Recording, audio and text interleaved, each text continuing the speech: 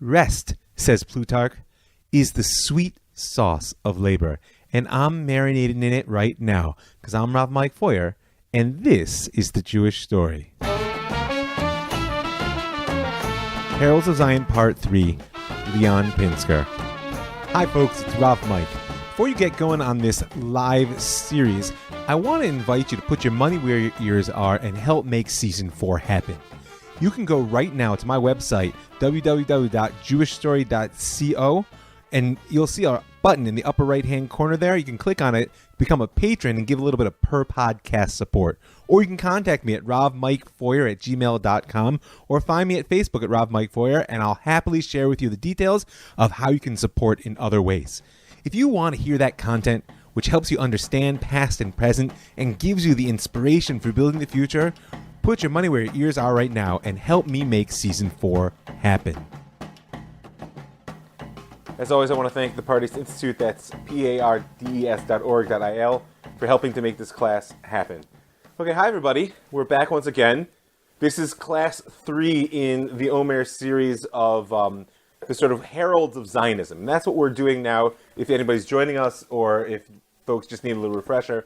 What I'm trying to do is lay the groundwork for understanding the movement of Zionism, which really emerged in its full force in the 20th century. But our primary conversation is going to stay more or less in the 19th, although we may sort of dip out depending on who I decide to end with. So what I want to do right now is just touch briefly where we've been already, and then in doing that, to review the general structure that we're using, what's the definition of Zionism, what are the fundamental elements that we're looking for. And then our focus today is going to be on the sort of, I would call them original elements of Jewish nationalism. Through the personality of Leon Pinsker, and in order to understand Pinsker, we're going to have to at least take a sort of broad look at the Russian Haskalah, the Jewish Enlightenment that happened in Eastern Europe, as opposed to the one we spent quite a bit of time speaking about last semester in Berlin, the Berlin Enlightenment, which of course is Western Europe and is sort of both historically and culturally a very different phenomenon. Okay, so we started out with the religious precursors. If you remember, Rav Kalisher and Rav Alkali, and really tracing the fact that the messianic ideal is built into religious thinking, and it lends power to that one side of the whole Zionist endeavor that I've been calling the sort of visionary or redemptive instinct. And in fact, we saw in sort of in the students of the Gra and Rav Kalisher and Rav Alkali that it was the practical element of actually doing something to build up the Jewish presence in the land of Israel. That was the chidush. That was the innovation for the religious world. But it gives us those two sides of Zionism that we're going to continue to trace, which is the visionary redemptive, or even we could call it ideological, and the problem solving, right? And what we're going to have to watch, especially today, is the dance between what's driving what, right? With the religious world, the messianic visionary had always been the driver of a hope for a return to Zion. For some reason, in the sort of the 19th century, late 18th, early 19th century, religious personalities, whether it was the Gra, whether it was the Baal Shem Tov, whether it becomes Rav Alkali and Rav Kalisher and others, began to think like, we got to take the reins into our hands to some degree. Right? This natural sort of partnership toward redemption. And we're going to leave as a question what it was religiously that changed for them, but it became pragmatic. That was the first piece we saw. The second piece we looked at last week in the personality of Moshe Hess was this sort of transition of the radical youth out of traditional Jewish culture into what I like to call that secular messianism of socialism, communism, the great sort of humanist movements that see the world through the lens of both revolution, right, that the old world needs to be destroyed in order for a new world to come into being, and also cosmopolitanism. Remembering that cosmopolitanism is the idea that all humanity either are or could or should be members of a single community. Right? That's communist is a global revolution. Socialism is a global vision. And there are different views, obviously, depending on who you're asking about what constitutes that community. Is it a moral community? Is it an economic, political, etc.? But the fundamental principle of cosmopolitanism is that all human beings are, should, or could be members of a single community. And therefore, even though it's universalist, right, it's the unit of measure for what matters in history becomes the individual. And then the question becomes, how does society serve the needs of the individual? Right? And Moshe Hess left the fold, so to speak, of his very traditional Jewish family, and became one of the sort of earliest thinkers of German socialism.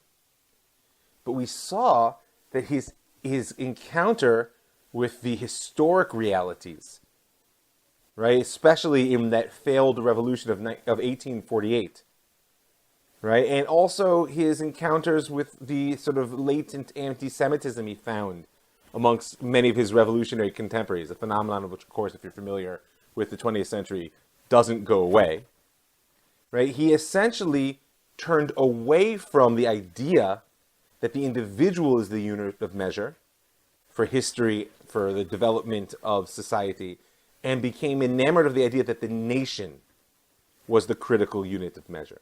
And I mentioned, I don't know if it came clear, I mentioned that a lot of that for him was inspired by his readings of and his sort of view from afar of the Italian nationalist movement, Garibaldi, right, the thinker, of Mazzini, the thinker, right? These, if you're familiar with the history of the idea of liberty, that was a very important sort of moment in time, both culturally, historically, and intellectually. And that's why he chose to call his book Rome and Jerusalem.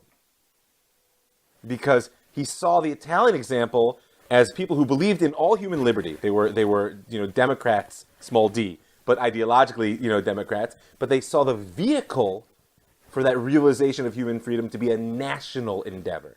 And so Hess said, wow, that seems to make much more sense than cosmopolitanism.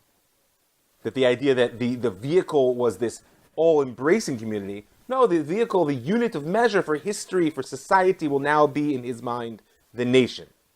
Right? And I pointed out to you that this is a new form of internationalism, right? That the Jew has been sort of international, right? The Jews are essentially the original international people, right? We've been scattered. We don't have a centralized homeland. We, fit into whatever culture, wherever we are. There are many quite hateful characterizations of the Jew as the international people, but it is a fair statement that the Jews are the original international people. We've been tracing that reality since the destruction of the Second Temple. Those of us have been together for a couple of years, right? And therefore, Hess's realization that the visionary element, and he never gives up on that. It's very important to remember. He never gives up on the utopian socialist vision for a redeemed human society. What he does is he shifts the unit of measure from an individual cosmopolitan view to a nationalist view. And he, of course, also points out that nationalism is, you got to be careful, right? Because it's a degenerate nationalism that seeks to elevate itself through the denigration of others. Right? He understood the dangers of chauvinism, of sort of like hyper-patriotism, of how much easier it is to unify a nation through the hatred and rejection of others, that, nothing unites like an enemy, etc. He wrote extensively about these things in Rome and Jerusalem. But nevertheless, he really understood that the history of humanity is a history of nations. And he uses, as we pointed out, a very Hegelian, it's a very sort of romantic nationalist language, which is not surprising because that's the educational and intellectual milieu in which he was formed.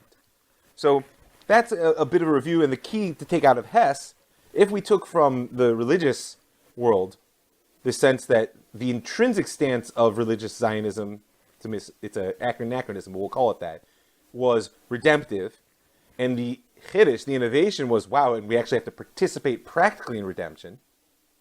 The Hess's switch from the sort of universal toward the particular, from the cosmopolitan to the national, was a taking of his visionary element and realizing that the actual practical way in which it could be embodied in the world was through a national scale. And as we pointed out, the recognition that anti-Semitism is a problem that he didn't think was going to go away when the world became free. Right? We pointed out how the Damascus blood libel of 1940, he himself says in Rome and Jerusalem, was a turning point for him when the sort of world liberal press took for granted that, I'm sure the Jews would do a blood libel. Not maybe these guys, that might be, but the idea that Jews do the blood libel, of course, that's what the Jews are. And his recognition that was kind of baked in, so to speak, to the foundations of this liberal European culture, which had produced the socialist utopian visions of which he was so enamored. Right? And so why am I sort of hammering that home? Because just like the messianic piece will stay in the substrata of the Zionist endeavor, we pointed out it doesn't really burst out until 1967, although it has its contributions before that. It doesn't really burst out until 1967, right? So too, the socialist utopian vision will remain part of the substrata of the entire Zionist endeavor. You know, and if we were going to go further into like a full course on Zionism, we'd see the names that you're familiar with. People like Ben Gurion is probably the best example, but the whole labor movement sort of rides this very strange fusion between the cosmopolitan socialist vision and the nationalist Jewish vision.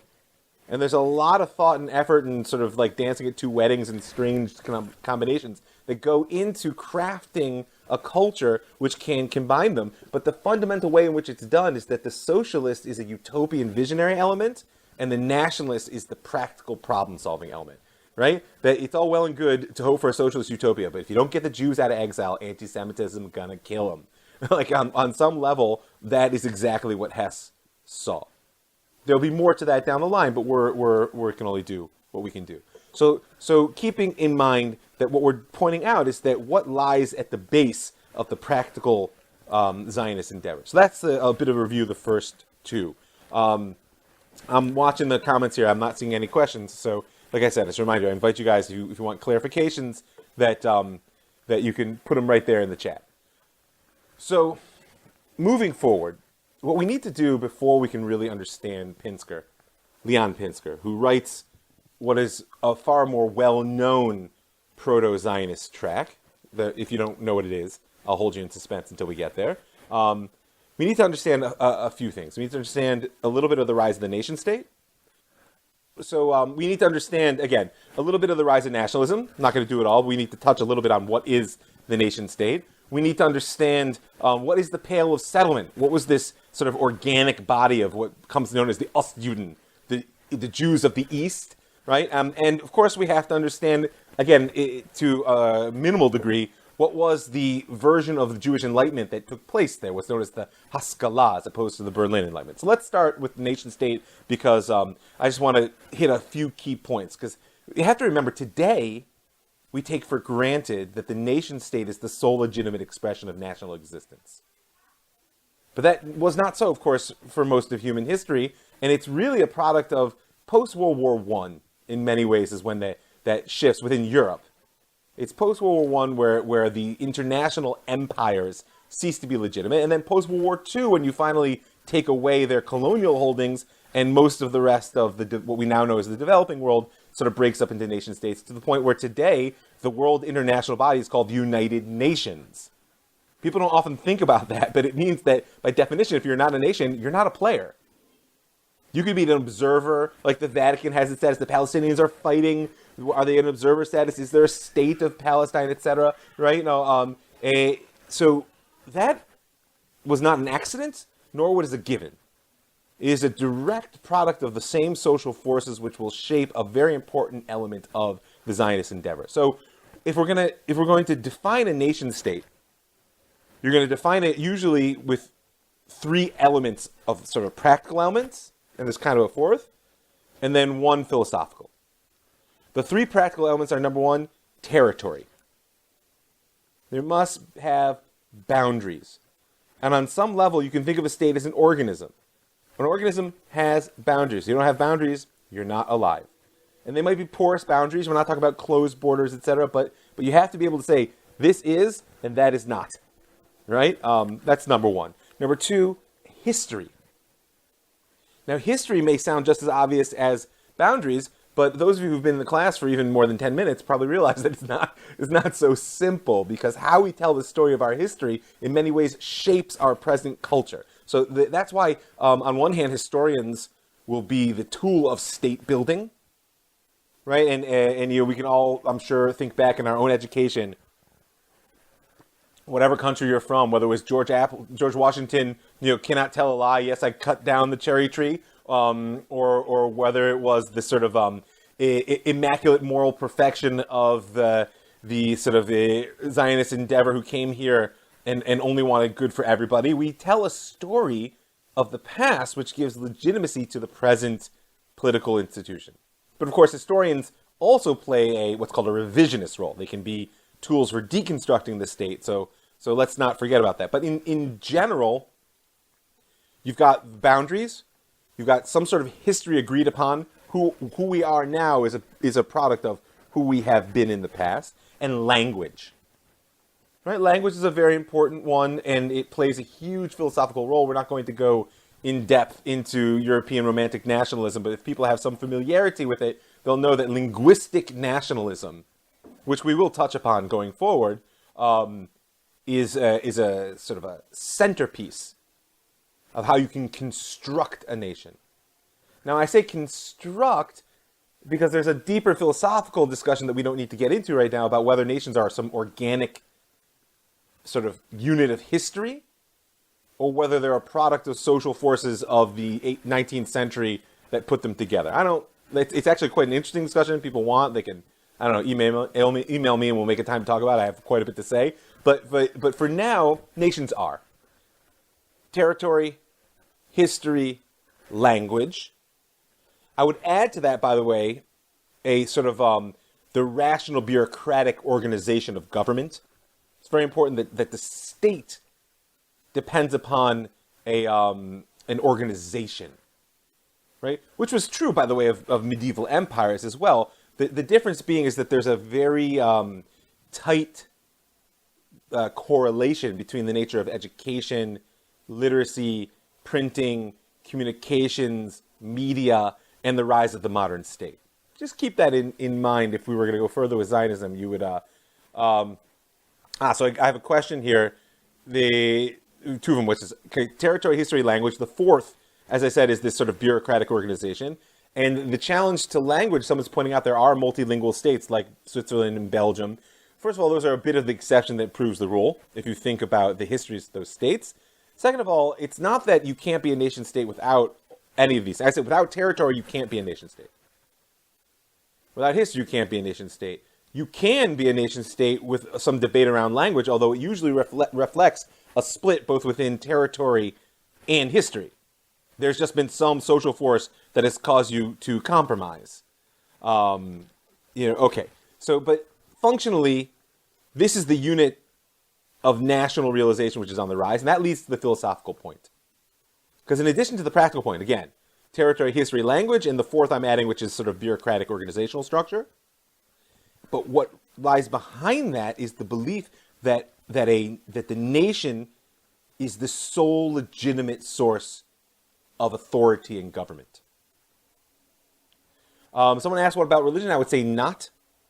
Religion is not necessary for a state. In fact, those of us who have been together for quite some time, we spoke about how in 1648 in the Treaty of Westphalia and the rise of multi-religious societies where you could be a Catholic or a Protestant, but you could still be a citizen of France, right? That was the beginning of the modern nation state. But that's, again, it's further into the discussion I want to go. But this idea that legitimate government is national self-government gets its most sort of clear expression in, of course, the Declaration of the Rights of Man. Remembering that the Declaration of the Rights of Man was the sort of philosophical and practical political declaration of the National Assembly that took France from a feudal monarchy into, let's call it a proto-democracy, since Napoleon came along real quick and kind of made it into an empire. But the Declaration of the Rights of Man, which is pointed to as a seminal document in Western culture, says the following: the principle of sovereignty resides essentially in the nation. No body of men, no individual can exercise authority that does not emanate expressly from it. So if you got your thinking cap on, you probably realize that sounds really dramatic. And most of us probably heard something very democratic in it. I mean, sovereignty resides essentially in the nation, right? The problem is who's the nation? Right? Because practically speaking, where is this nation you speak of? And that goes back to language, territory, and history, most importantly. I'll just put my cards on the table, for those of you who don't know. What I'm doing is not about the past. What I'm doing is about the present and the future that I'm interested in. Because I know that if I can tell a story about the past in a way in which will unite as opposed to divide, then we have more of a hope of living in the future that I want. Right? And part of that is, how do you tell a story to multiple types of people? Without wanting to toot my own horn, I'll just point out to you that when I podcast, I know that there are religious and secular. There are Christians and Jews. There are conservatives and liberals. There are people that work for the Encounters organization, if you're familiar with them, which does, not just Israeli-Palestinian dialogue, but actually trying to almost shift the balance in that dialogue. And there are people who are part of the Hilltop Youth. And what I'm trying to do is tell a story which isn't parv, which means they're like, okay, I'm not offending anybody, but actually is able to challenge everybody enough that they grow, but is able to speak to everyone enough that they listen. And that's how you build a people. That's how you build a people. And that's why I'm mentioning it here. And a lot of that hinges the question of, who is this nation? What is legitimate? Who are we telling this story for? And that is going to become quite important as we go forward.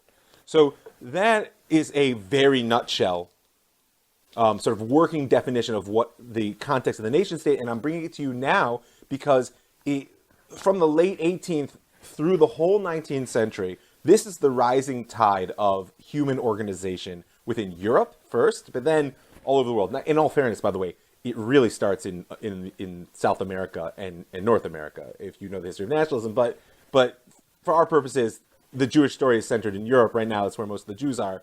So that's where we're focused. Okay, just briefly pause.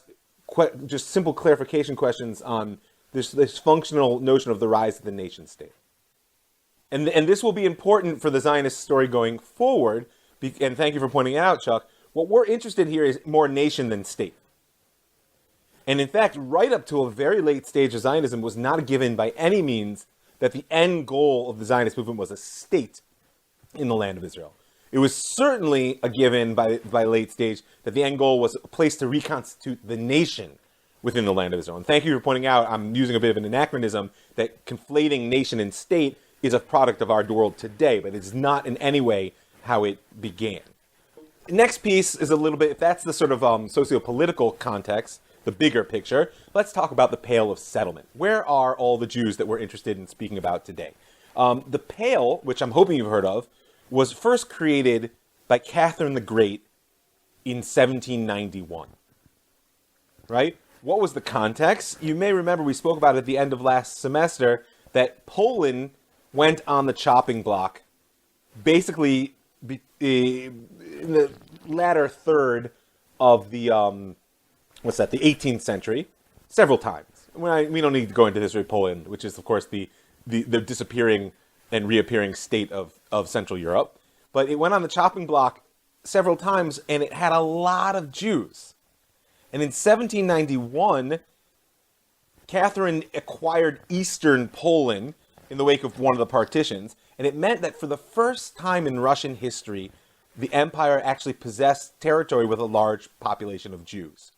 Now that may sound strange to you because people think like Russian Jew is like if nation state is one word, then Russian Jew is one word, right? But that began in 1791, and you can imagine that the Russians, who were deeply immersed, not all of them, I don't want to generalize, but a good portion of the populace in classic Christian anti-Semitism. Remembering that medieval anti-Semitism had two elements. I'm going to explain what the Pale was in a second. I just want to first talk about how the Jews came. Right? Classic medieval anti-Semitism had two elements. One was the religious element. We killed their God, which you can imagine is a big turnoff. And the other one was the economic competitor element, that the Jews, as the sort of mobile, almost liquid element of the very rigid caste society, were always in direct competition with the burghers and the rising middle class. Is a bit of anachronism, but let's say the rising, the merchants, the guildsmen, the craftsmen, the people who were not the landed aristocracy and were not the serfs. So the economic and the religious anti-Jewism, let's call it, it reared its ugly head almost immediately in 1791, right? The merchants of Moscow in particular banded together and began to protest the influx of Jewish merchants who, as soon as they were made part of the empire, saw whole new markets open up because I should say they had been banned. Jews had been banned from the Russian Empire up until this point, with rare exceptions. So they wanted none of what I have quoted here, the well-known fraud and lies of the Jews, which made competition with them impossible. And so therefore they demanded that the Jews be confined, and Catherine actually acceded to that demand, and she created what was known as the Pale. The word likely is drawn from the Latin palus, for stake, which eventually came to mean like a stake fence. Right? She essentially drew a line on the map on the east. Remember, Poland is to the west of Russia. So she acquired territory to the west, but she wanted to keep the Jews in the west. So she drew a line to the east, which marked off the new provinces that she'd acquired, beyond which the Jews couldn't move any further east for permanent residency for sure, and at many times they couldn't even travel, even for business or other purposes, east of the Pale. On the west, it was bounded by the Austro-Hungarian Empire and Prussia. And the Jews were kept back from the border, by the way, as well. So they were bounded on both sides. They weren't allowed to live on the border with Prussia and Austro-Hungary because there was concern that they couldn't be trusted, that they weren't loyal citizens. You don't want. And the smugglers and cattle traders was a long-standing Jewish tradition at this point in history. So she confined them into the Pale grew and shrank depending on, what year. But essentially, if you're familiar with the map of Central and Eastern and Northern Europe, it covered most of present-day Latvia and Lithuania, Belarus, good parts of Ukraine, Moldova, and most of Poland and even parts of Western Russia. It's a huge territory, but within that, there were also major cities, like Kiev is probably the best example, from which the Jews were excluded. So even within the Pale, there were deep restrictions on where they could travel, what livelihoods they could pursue.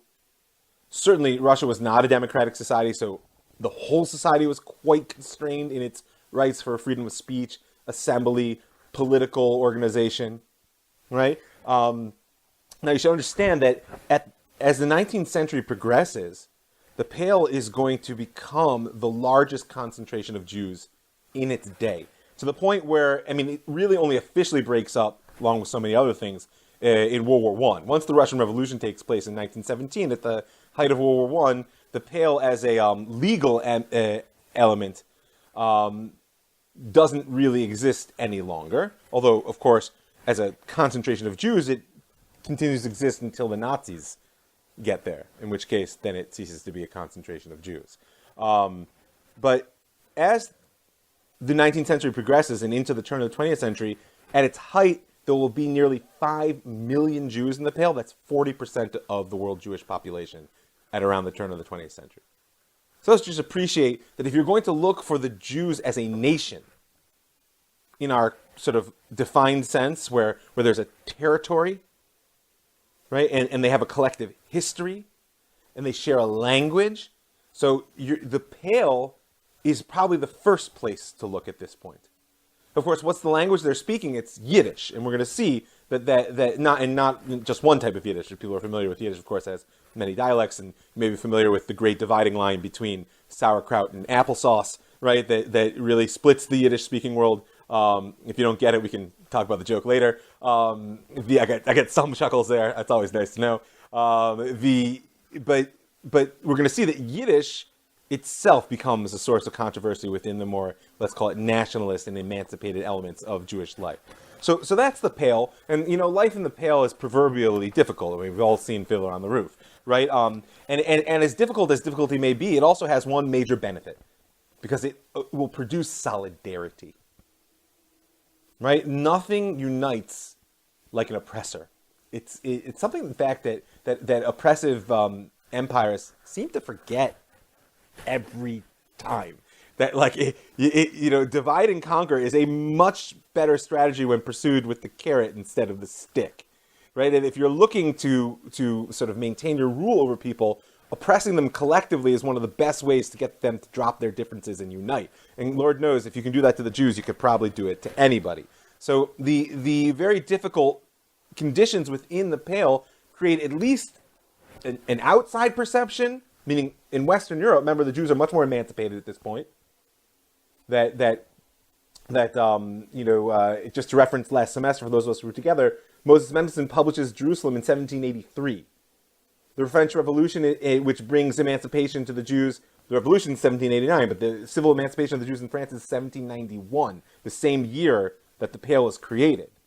And so even though there are fits and starts, like we spoke about with Moshe Hess, and Napoleon brings the ideals of the revolution to much of Western Europe, and then there's a reactionary move, the Jews essentially in Western Europe, by the time we get to our story today, have an assumption of at least the goal of emancipation, if not the actual experience of it. This is not so amongst Eastern Jews. What are become known as Ostjuden, and since that's German, did I say that right, Peter? 1 thumb up, 2 thumb up, right? So you can tell it's a perception from the outside, right? And so what's interesting, I'll just mention it now, and I haven't decided if we're going to talk about Achad Ha'am, but if we get to some of the other Zionist thinkers, you'll see that there's a romanticization by the Western emancipated Jews who are following a track of assimilation when they look at their oppressed brethren in the East, who on one hand have less rights and freedoms, but on the other hand are seen as the healthy body of the Jewish people within Europe. The Ostjuden. Why? Because they have geographic concentration, because they are largely left to manage their own affairs, and because the experience of oppression has caused them to unite in a way in which Western European Jews do not experience. And they're culturally Jewish. You can think of, by the way, that in many ways the Middle Ages are alive and well in the Pale settlement. And even though the Middle Ages get a bad name from a modernist perspective, from Jewish history perspective, the one major benefit that the Middle Ages offered was a very clear way of being Jewish, which modernity, as we've spoken about at length, challenged. So that is, I think, what I wanted to... Oh, one more thing about the Pale, because if we're there, we might as well just mention it. That Torah is thriving in the Pale. And this is beyond just being proud of Torah. There's an important difference between the emancipation which will come out of Eastern Europe than the one which came out of Western Europe. You may remember, once upon a time I mentioned to you, that the Alter Rebbe, right? The Alter Rebbe was you can argue whether he's the chief student. Let's just say the Alter Rebbe, founder of Chabad Chassidut, one of the chief students of the Maggid Mezrich, right? The one who argued with the Gra, if you recall, we had that whole story. He has a somewhat famous letter that he sent to one of his students when Napoleon Bonaparte looked like he was actually going to conquer Russia. Now remember, on one hand, Bonaparte conquers Russia, the Jews gain emancipation. On the other hand, Bonaparte conquers Russia, and the Jews face emancipation. And at this point, it was clear to the religious leadership, particularly the Hasidic leadership, that with emancipation came the destruction of Torah. It didn't have to be so. We haven't spoken about what we call today neo-Orthodoxy or modern Orthodoxy, Rav Hirsch, and all those things. But from their perspective, a closed Jewish society was a healthy Jewish society. So therefore, he writes in this letter, the Alter Rebbe, as Napoleon is approaching, if Bonaparte will be victorious, Jewish wealth will increase, and the prestige of the Jewish people will be raised. But their hearts will disintegrate and be distant from their Father in heaven. But if Alexander, the Tsar of Russia, will be victorious, though Israel's poverty will increase and their prestige will be lowered, their hearts will be joined, bound, and unified with their Father in heaven. Just appreciate what we would today call the sociological analysis that he's bringing to this. Because it's not just, they'll all become fry and they'll leave God. He notices that their hearts will be joined to one another. Meaning he understands that the oppression that the Russian Empire subjected the Jews of the Pale to not only preserved their loyalty to Torah, but it actually enhanced their solidarity one with the other. And so the Chassidut is actually, if not the main, certainly half of the religious life within the Pale. It's widespread, along with the Orthodoxy that we're perhaps more familiar with, depending on where you come from and how you were raised. Just as one point of interest, that the Pale actually gives birth to the modern yeshiva model. Right? In 1803, one of the key students of the Gra, Rav Chaim of Volozhin, establishes the yeshiva of Lozhin, which becomes known as the sort of Harvard or Ivy League of the yeshiva world. That is the yeshiva model as you know it today. Reb Chaim is the one who put the idea of Torah lishma, of Torah learning as a supreme value for its own sake, at the center of religious life. It was the yeshiva model which took elite students from all over and brought them to a centralized and isolated institution, as opposed to the previous model where people would learn within the communities in which they live. And there's all kinds of consequences. But for our story right now, one of the major consequences is that this was the higher education to which most of the coming enlightened Jews ever had access. Right?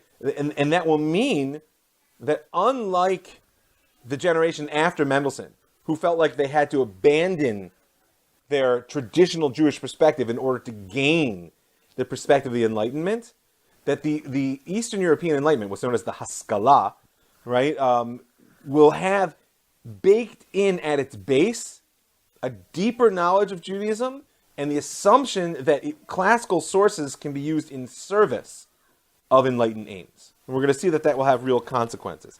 So here we are in the Pale. Like I said, in many ways, Middle Ages living peacefully on. In general, industrialization and capitalism were quite slow to come to Russia as a whole. Certainly to the Pale, even slower. And even when it came to the Pale, the Jews were often left out. What we're going to call the ethnic body, for lack of a better term, of Am Yisrael is solid through that geographic concentration, through the solidarity which is created by oppression, and also through the deep development of the organic culture around Torah. But even here in the heartland, the Enlightenment has begun to penetrate. And there's one last thing we need to understand about what's about to emerge, the Haskalah, is that one of the other differences of the Enlightenment, which emerges out of Eastern European Jewry, is the lack of cultural competition. What do I mean? Is that in Vienna or Berlin, everybody wants to be a part of the German-speaking elite. Right? We saw Mendelssohn's arc, those of us who were together last semester, right? And we raised the question of how much of his idealization of Enlightenment values and conceptual frames was a thinly sort of cloaked desire to be accepted amongst the cultural elite of his society. Everybody wants to be one of the beautiful people, right? In Russia, Tolstoyan romanticism aside, the Jews are looking around and they don't want to be like the people around them. They don't want to be like the Russian peasants.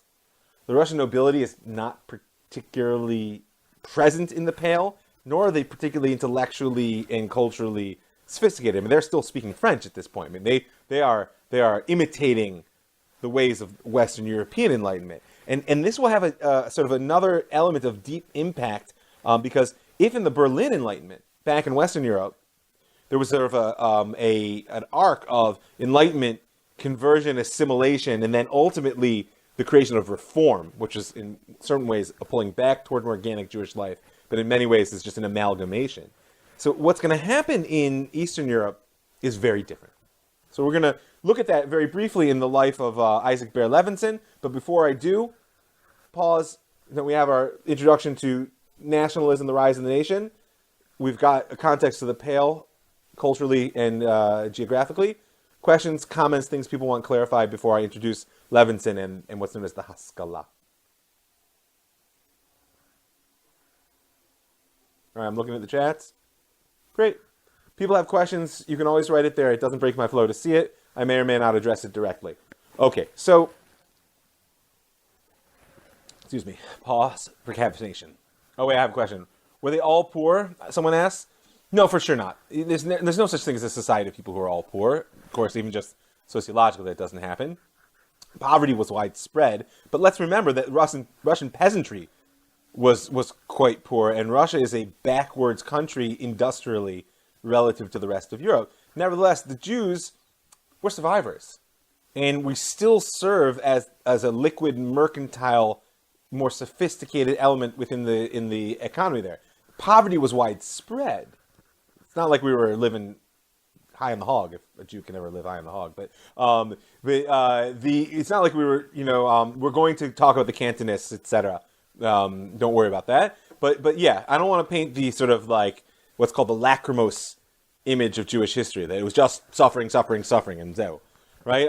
But I do want to introduce, so hopefully that answers the question, and someone mentioned the Cantonists. We're going to get to that as part of Levinson's story, because we're still in the Pale. My goal here is that you understand the context from which Pinsker's worldview emerges, because Pinsker himself, as we'll see, was actually not so critical, but he's held up as an essential herald of Zionism, and hopefully by the time we're done, you'll understand why.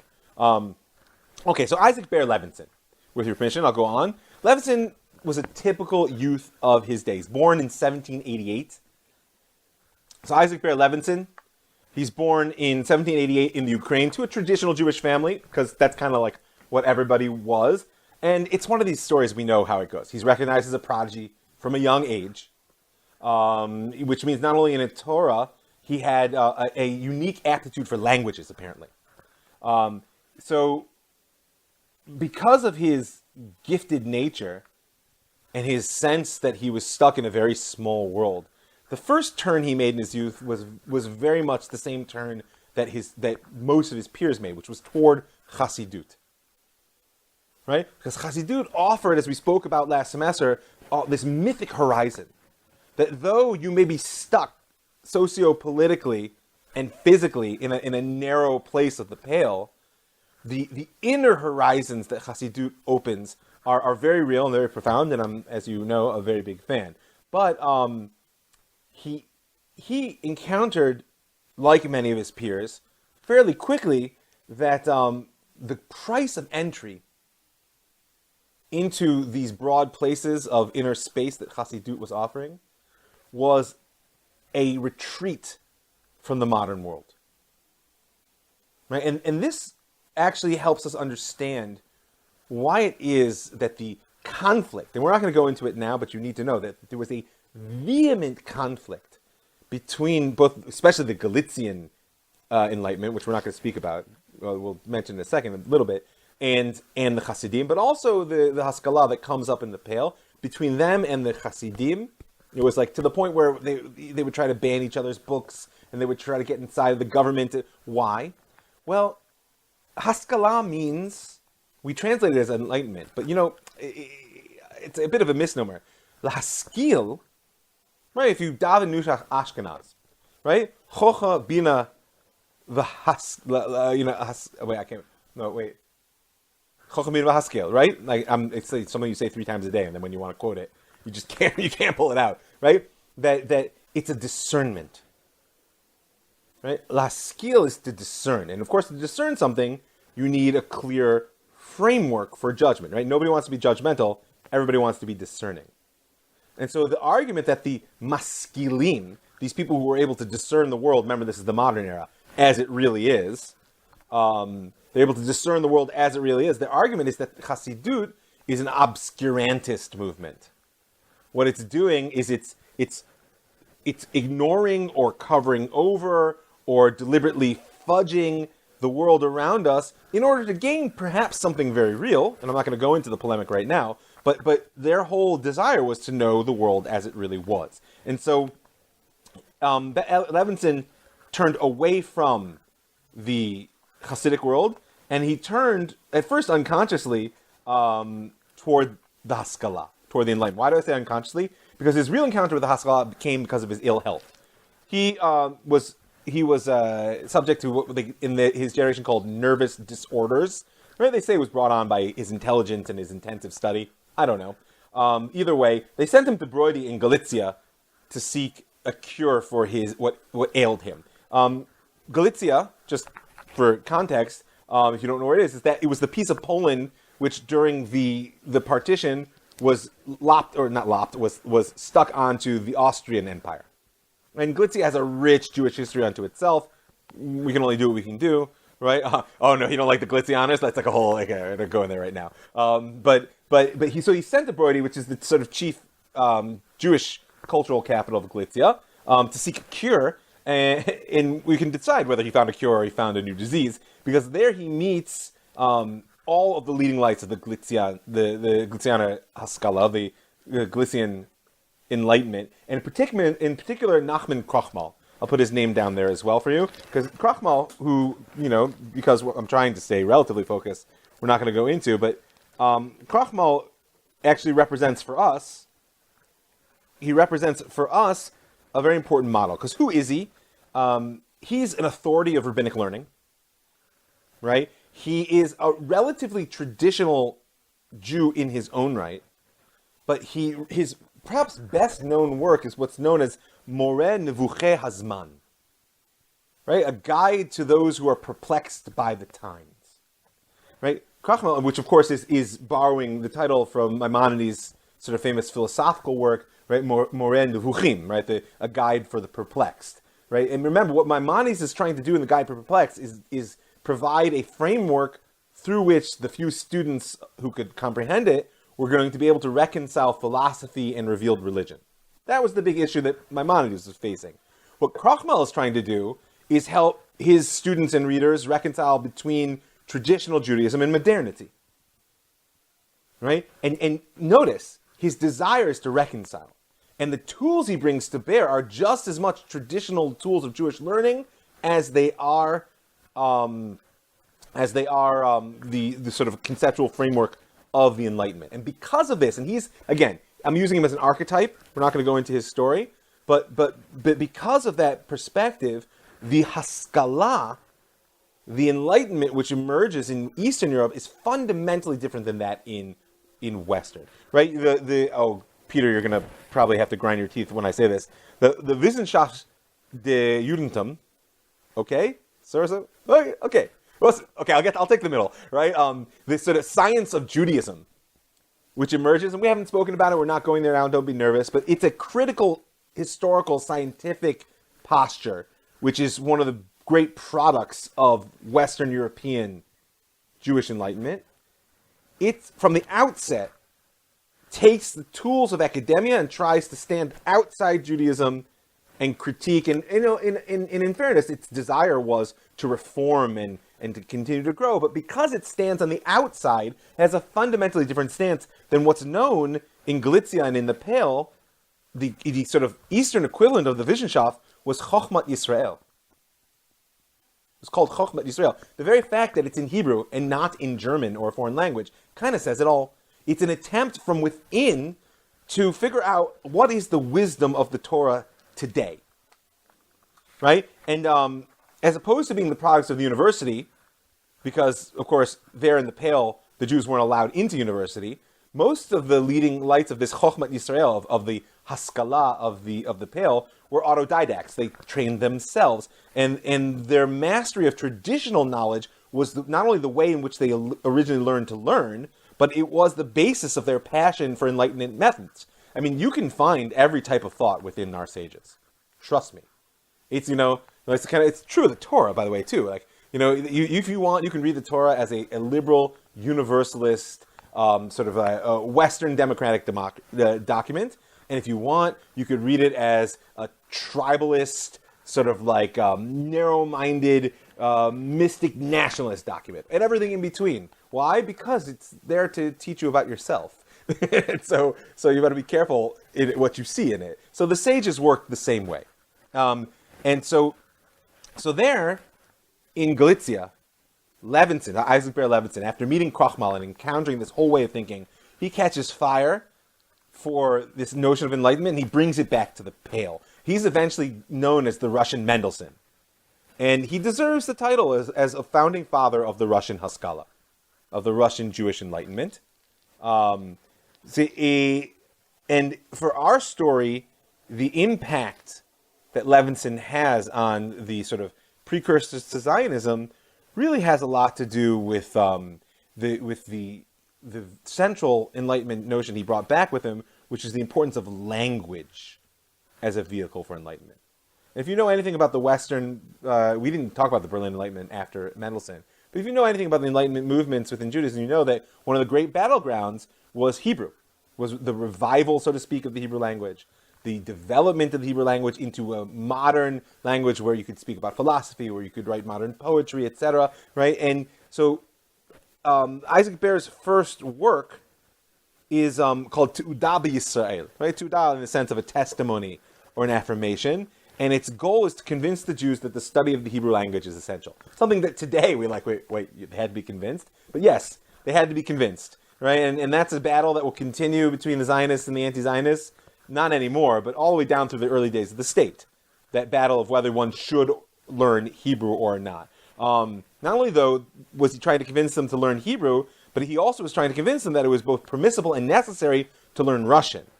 And that the advantages of learning secular subjects, which would open up to you once you actually could read Russian, far outweighed the dangers of learning things like science and history.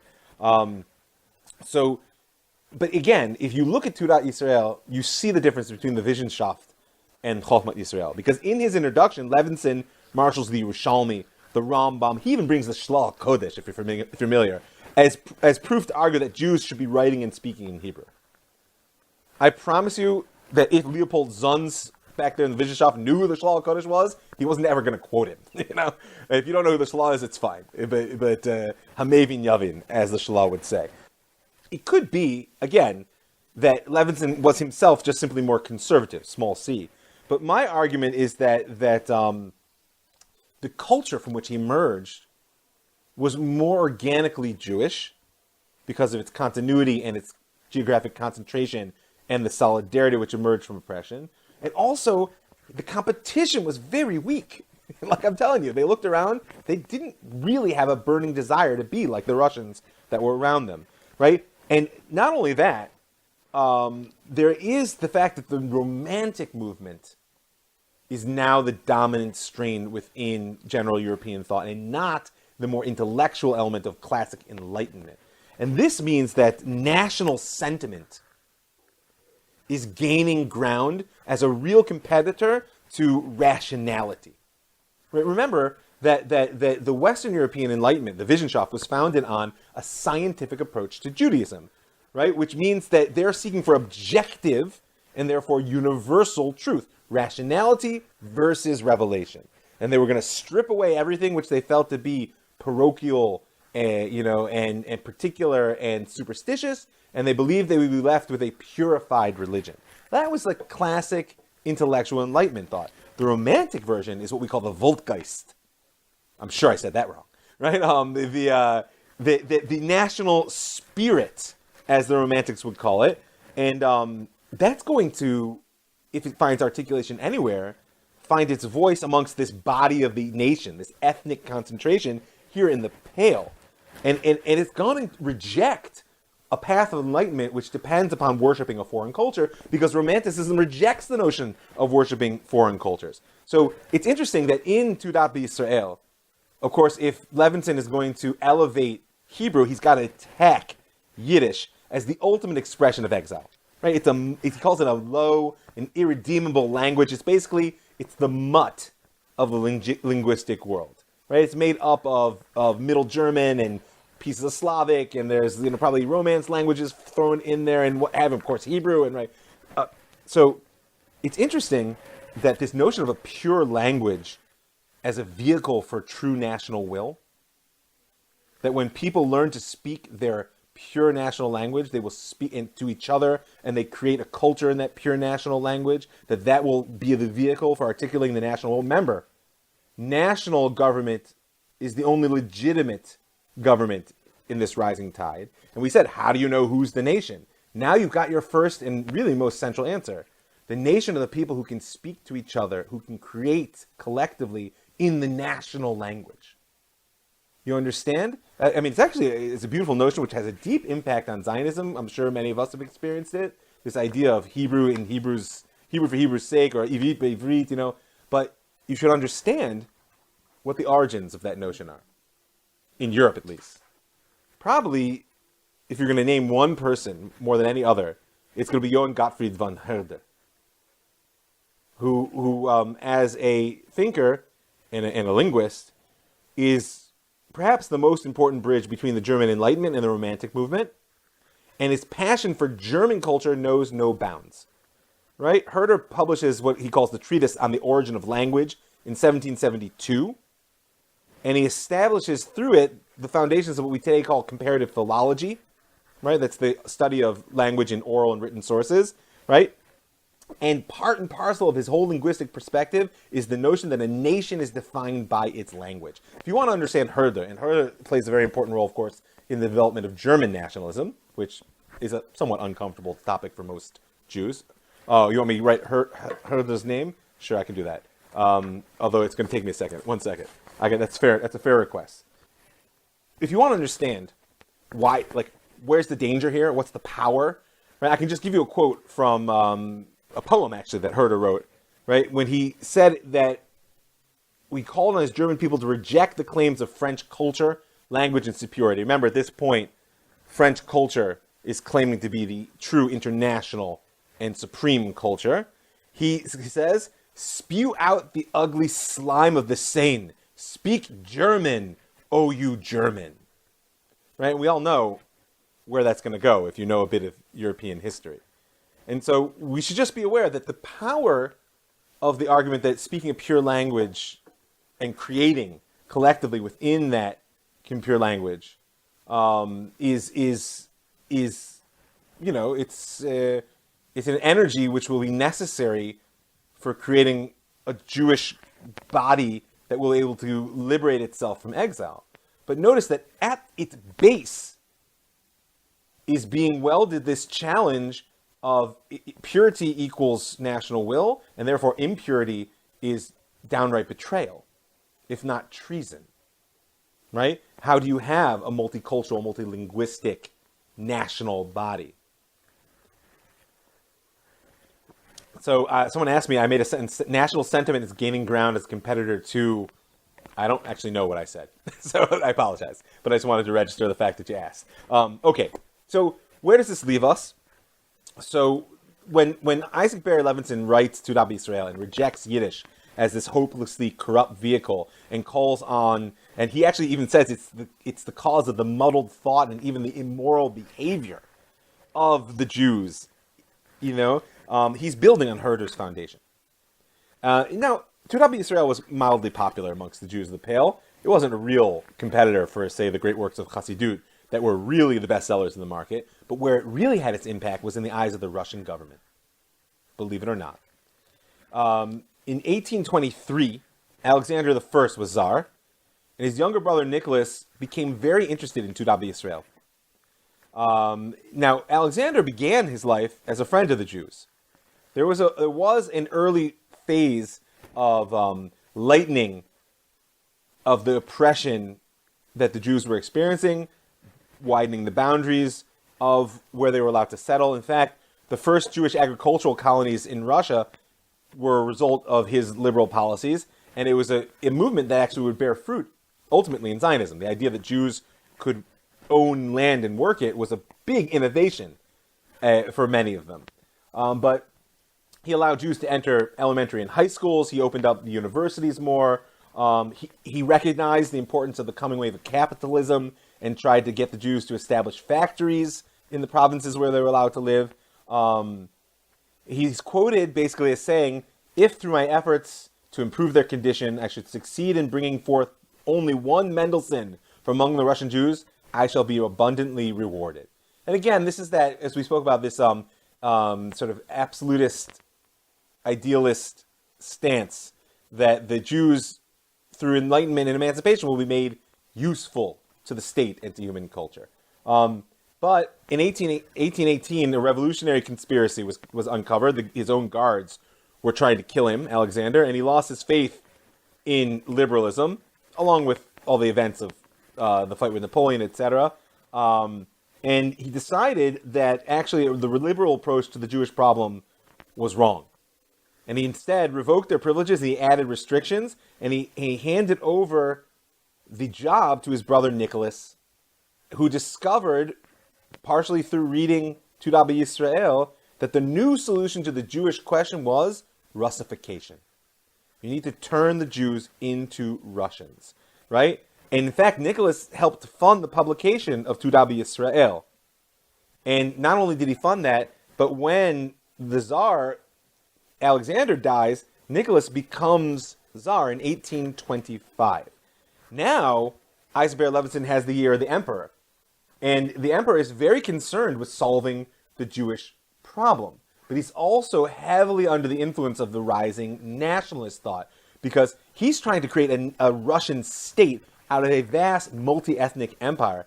And frankly, the Jews are the largest minority population within his empire. And so they are a major problem. So he hands over, Nicholas, the Tsar, hands over the job to one of his ministers, Prince Levin, who submits to Isaac Baer Levinson 34 questions on Jewish religion and history. If you're familiar with Napoleon, it's very similar. It's like, listen, questions like who was the author of the Talmud, when, where, and in what language was it written, have the Jews other books of authority? I mean, it's everything you ever want to know about the Jews, but couldn't be bothered to ask. So now he wants to know. And the result was an unbelievably brutal process of Russification. Someone mentioned in the chat here earlier the idea of the Cantonists, something that many Jews are familiar as an episode in Jewish history. In 1827, the Tsar declared military service to be compulsory for all Jews in Russia. And not only was it compulsory, the age of the draft was at 12 years old, and the period of conscription was for 25 years. The goal being to basically take Jews as young as they possibly could away from their homes and turn them into Russians. And the Cantonist units that they established, which is where the word comes from, were originally barracks that had been established for the children of Russian soldiers. But they now filled them with Jewish child soldiers who were condemned to 25 years. And at 18, they would then get drafted into the regular army to serve that full obligation. This was what they called a keystone in the project for correcting the Jews of Russia. Right? He was going to Russify them. As an evil twist, by the way, they made the Jewish authorities of every community responsible for supplying the quota of Cantonists, which led to a whole ugly phenomenon of rich people paying others to go, or for people being snatched, children being snatched off the street by what are called choppers, right? And essentially selling them to the Russians. If you want to understand the cultural basis, mind you, I'm not talking about the political present day, but the historical cultural basis for the Haredi world's opposition to military service, you need to understand the sort of scar that the Cantonist movement left in the religious consciousness of the Jewish people. It wasn't a quick phase of history. Not a quick phase of history. But for our purposes, it is a passing comment. And even in the midst of this, in the 1830s, Levinson was asked by the Tsar's government to now make broad recommendations on how to reform Jewish life. In the end, he publishes Beit Yehuda. It's a full plan for Jewish reformation. Education. He wants rabbinical seminaries along the lines of the German institutions that were incorporating both religious and secular learning. He wanted to open elementary Jewish schools throughout the Pale, agriculture, industry, all the elements of the Enlightenment. Now, he tried to fight for the elements of sort of Jewish particularism to be preserved within it, but he really was swimming against the stream of the power of the Tsar. However, I would say that when Levinson dies in 1860, the Russian Haskalah is now actually a movement instead of his personal dream, and the path of Russification, of integration into Russian society, of assimilation, essentially, is open. So now we have laid the groundwork for understanding Pinsker and the shift that he represents. Questions or comments before I take the last 25 minutes and really sort of put the cap on it with Pinsker? Oh, it's explicit. If you're taken to the army, you're going to come out fry.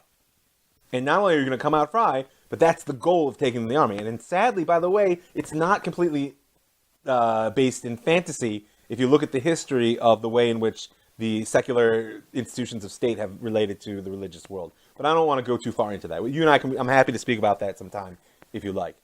Questions sort of on our immediate narrative that will help clarify for people, or I'm going to move forward. We have to remember the Jewish problem. Just to review very quickly, when we were people in our land during the time of the Romans, we were the indigestible element of empire. Right? Meaning we fought 1, 2, 3 Roman wars. while the rest of the Mediterranean had been beaten into submission, what they call the Pax Romana. As soon as the Romans managed to solve that as a political problem, because they uprooted us from our land, along comes Christianity, chops the Roman Empire, and even though we no longer pose a political problem, because we don't have a physical basis for our land, we become a religious problem. We go from being the indigestible element of empire to the obstinate refuser of Christian salvation. Right? And that defines the role that we play in many ways in the Middle Ages. Well, Christianity is no longer the organizing principle, at least explicitly so, of European culture that we're engaged with. What's the organizing principle? Enlightenment and modernity. Within Enlightenment and modernity, what we're after now is homogenization. Either the cosmopolitan version of homogenization, as we saw last week, where everybody's part of the community, but you got to give up that Jewish particular thing, or the nationalist notion of homogenization, which is a purity of language, of history, within a defined territory. Well, the Jews speak a different language, and we have a different history, right? And so therefore, assimilation seems to be the solution, but what we're going to see is it simply doesn't work.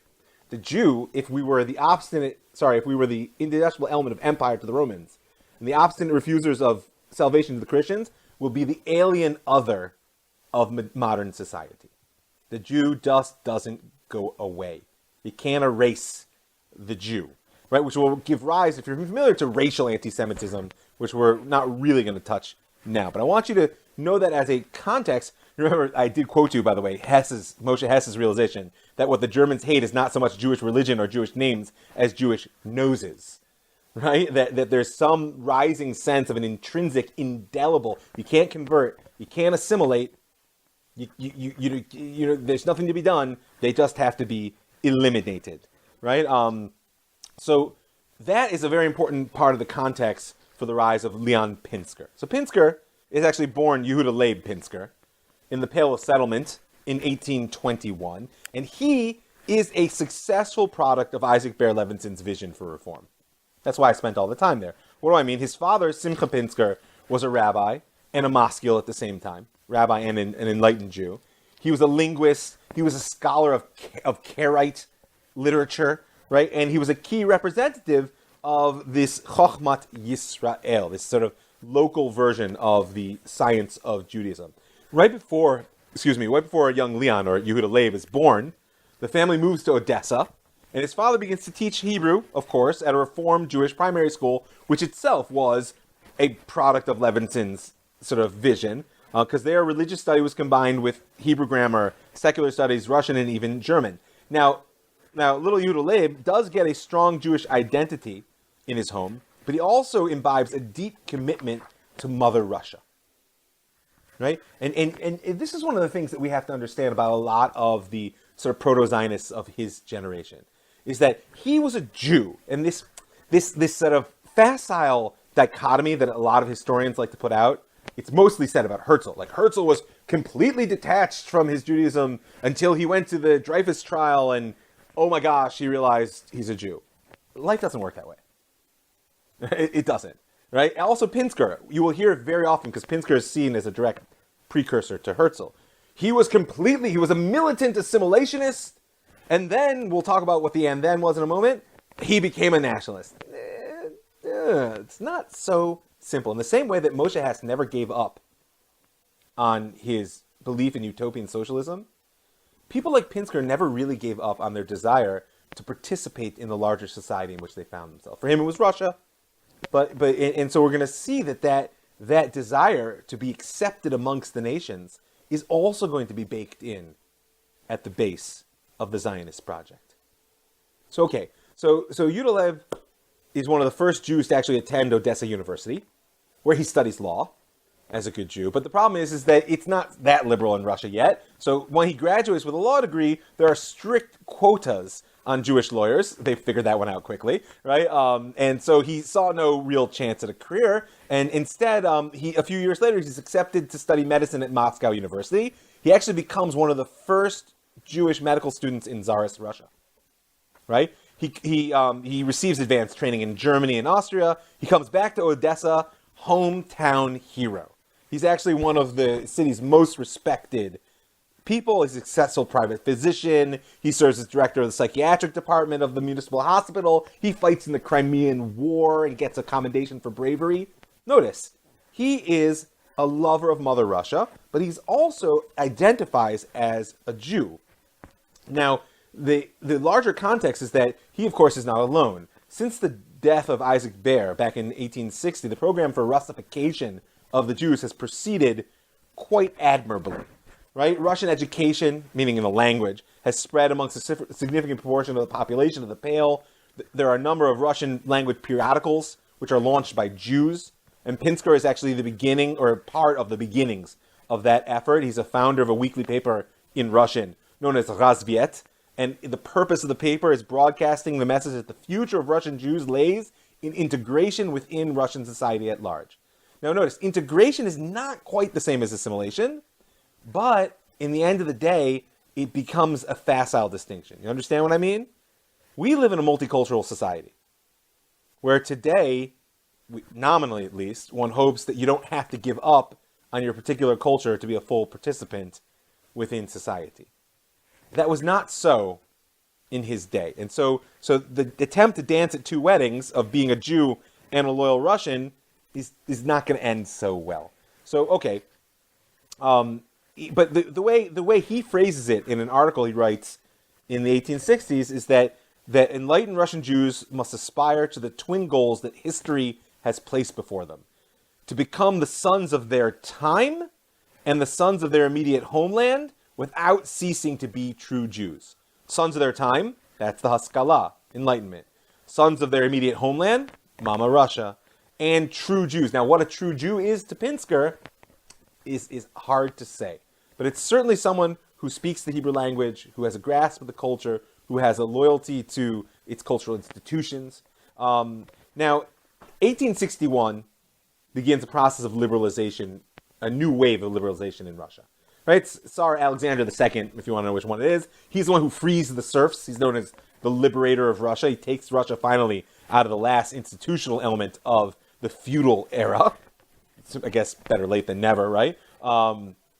But 10 years later, the sort of liberal atmosphere begins to break down.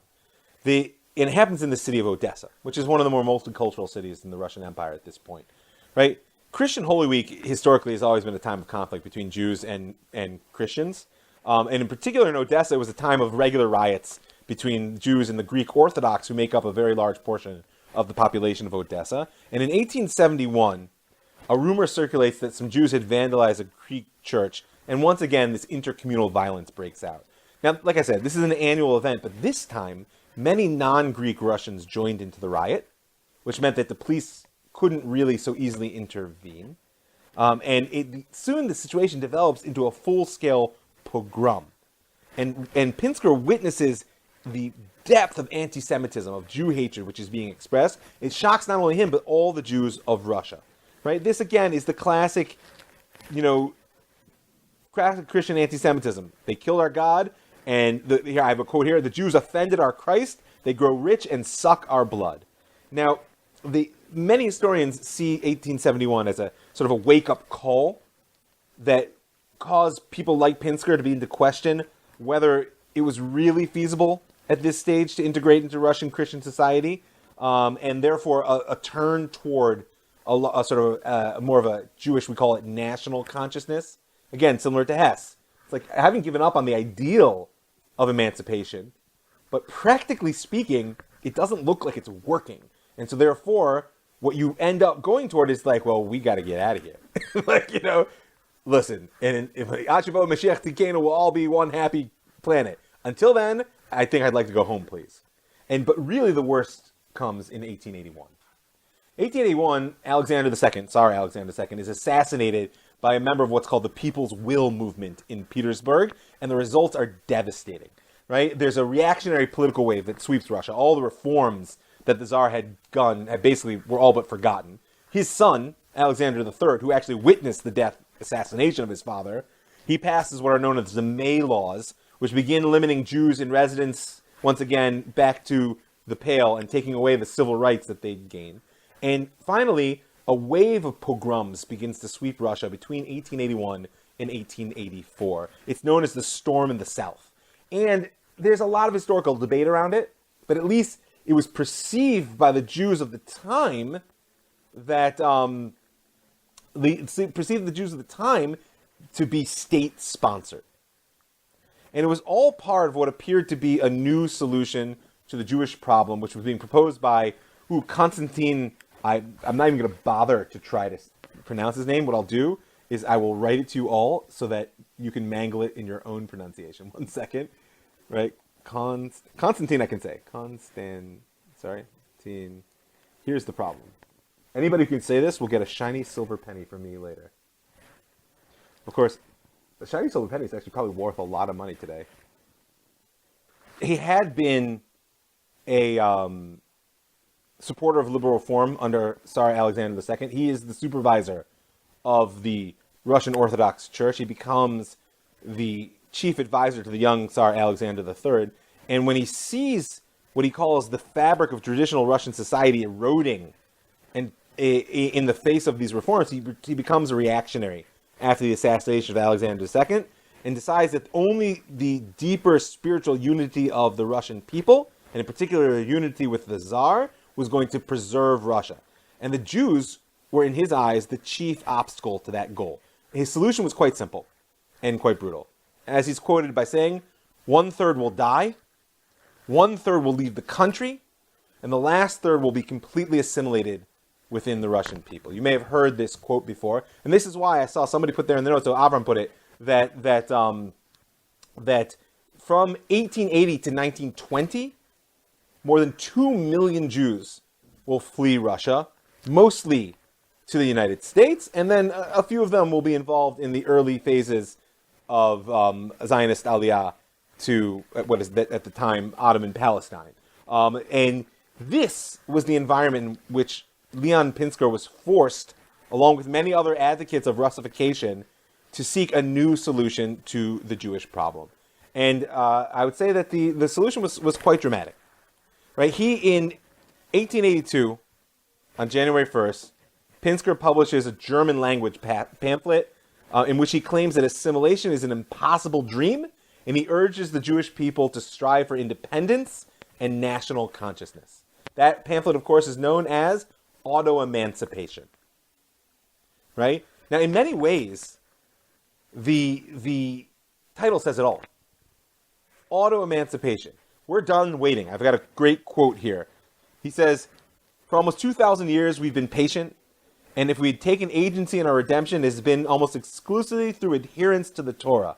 Remember, that's my quote, not him. That sounded good, though, didn't it? This is the lack of national self-respect and self-confidence of political initiative and of unity are the enemies of our national renaissance. Help yourselves, and God will help you. Right? This not only is a consistent call. Remember, the religious heralds of Zionism, we were also encountering this idea of being partners in redemption. But what Pinsker is actually placing at the base of what will become the Zionist endeavor is this idea that you've got to leave God behind if you're going to help yourself. And that, together with this desire, if not to assimilate, then at least to be accepted by the non-Jewish world, has a deep impact on what becomes known as political Zionism. Right? In fact, in many ways, those are the cultural characteristics of political Zionism, which desires to create a nation like any other. Now, Pinsker was a doctor, as we said, and he actually diagnoses the disease of the Jewish people in exile as, he doesn't call it antisemitism, although the word is coined more or less around this time in the German language, right?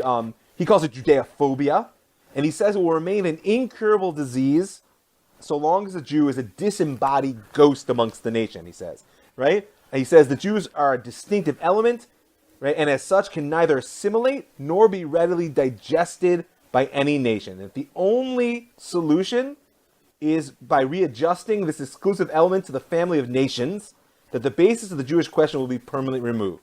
Meaning, we must get out from our dispersed state, because our dispersed state is the cause of the hatred. He says, to the living, the Jew is a corpse. To the native, he's a foreigner. To the homesteader, he's a vagrant. To the to the proprietary, a beggar, to the poor, an exploiter, and a millionaire, to the patriot, a man without a country. For all, the Jew is a hated rival. Right?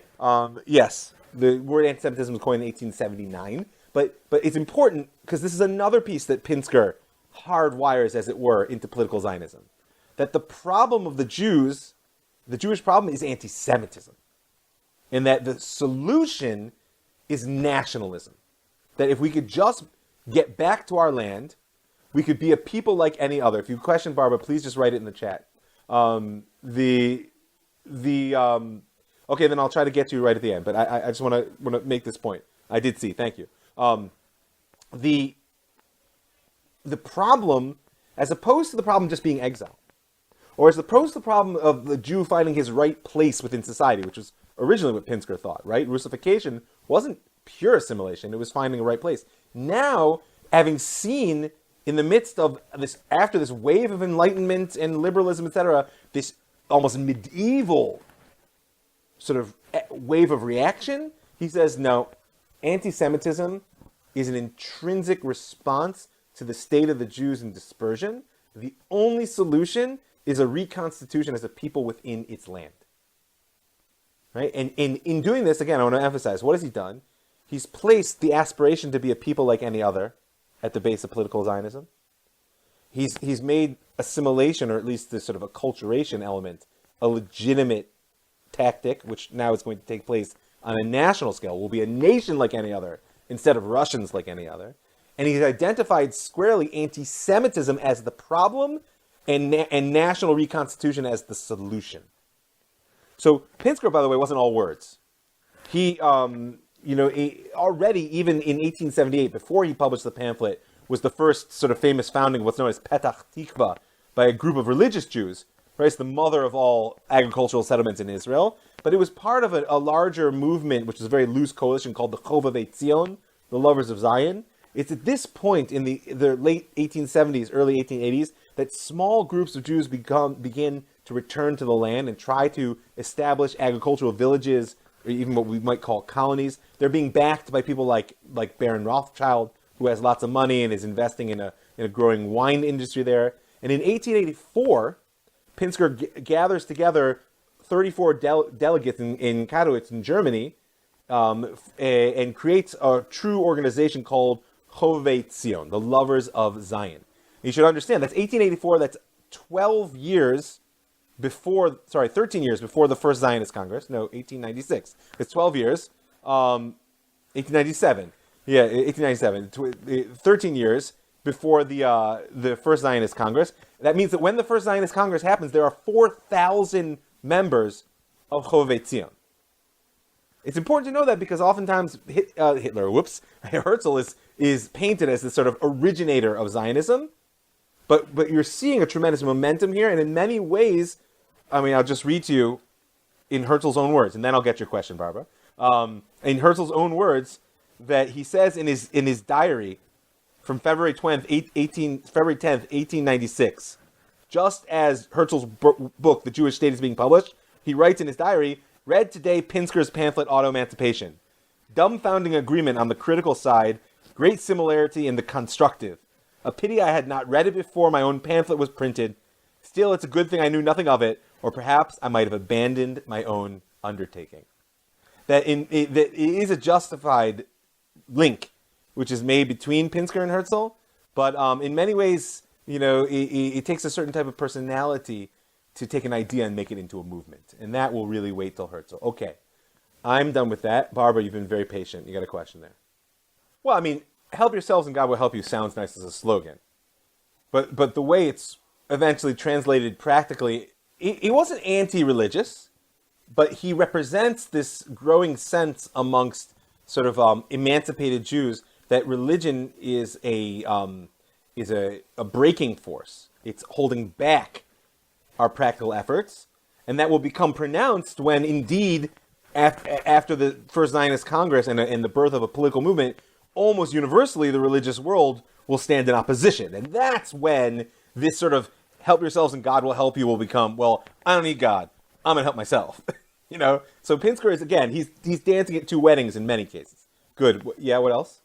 Yeah, I understand what you're saying, and maybe I'll end with this because I got a few minutes, is that's why I said you want to be wary of what I call facile historiography.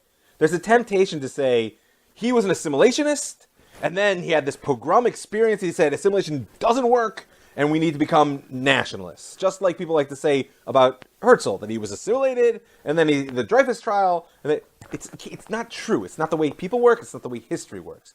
What he was, as I tried to build the picture, is he was a person who was trying to hold two sides of the Jewish story.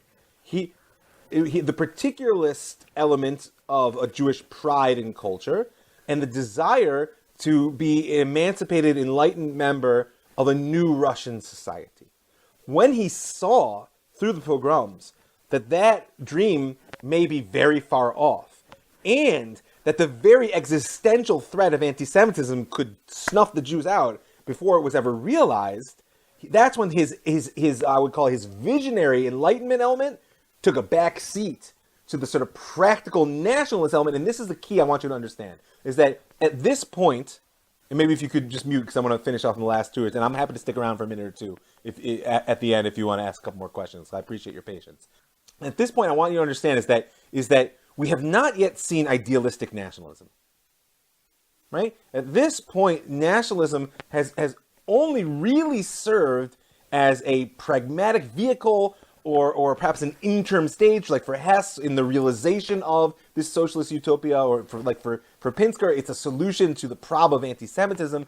It will wait until people like Max Nordau and Zev Jabotinsky to the point where enough of the idealistic side of European national, although in all fairness, we did see a little bit with the linguistic purity and the emphasis on Hebrew, but that was an emphasis which joined together with the more sort of emancipation assimilationist stance. I mean, Isaac Baer Levinson wasn't a nationalist, though he believed in the importance of a pure Hebrew language. So at this point, just to give the dots, right, we saw the sort of religious messianic element and the awakening of a pragmatic recognition that we need to be partners in redemption. We saw in Hess this tension between the sort of universalist, cosmopolitan, utopian socialist vision, and again, the collapse back to a pragmatic sense that actually perhaps the world works better when it's broken into nations than in a cosmopolitan unity. And now we have Pinsker, who the two sides of the Russian Enlightenment, La Scala, which were embodied with him, the sense of a deep loyalty to place and a valuing of the Enlightenment and emancipation sort of the culture, together with a real pride and an organic expression of Judaism. It's not just an intellectual construct, it's an organic expression. It's how he was raised. It's who he is. And an attempt to try to reconcile those through an acceptance within Russian society, which collapses between 1871 and 1881, and never causes him to abandon the belief in emancipation, just causes him to shift tactics toward a national solution to the problem of anti-Semitism. And then we now have three of the Heralds of Zionism, and I think it's laid a good groundwork for us. I appreciate everybody's patience and participation, and I'm going to stop there. I want to thank a few folks before I sign off. I want to thank the folks that give their hard-earned money for making this show happen, keeping it free and widely available. I want to invite you to join them. Go to www.jewishstory.co. Find that button in the upper right-hand corner and click on through the little bit of per podcast support. Put your money where your ears are, people, and help make Season 4 happen. Or send me an email, robmikefoyer@gmail.com, or a personal message on Facebook, and I'll happily share with you the details of how you can support in any other way. I want to thank the Pardes Institute, PAR,